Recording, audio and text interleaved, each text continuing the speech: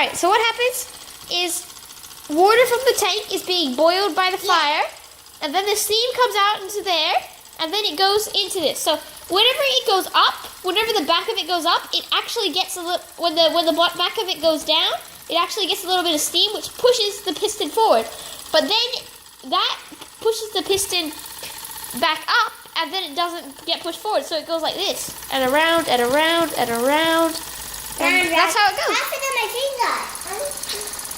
Look, my boyfriend.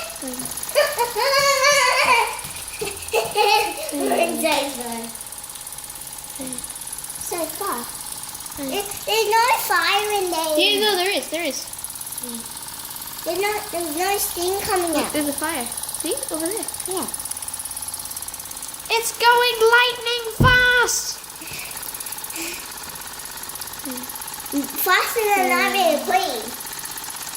Wow. It's all coming into my nose. Oh, Daddy's starting to slow down now. I think it ran out of boiling. Come on! We can go faster. Come on, you can do it. I can't go through. See? Hear that? Yeah, I think it's running out of steam, Daddy. All right.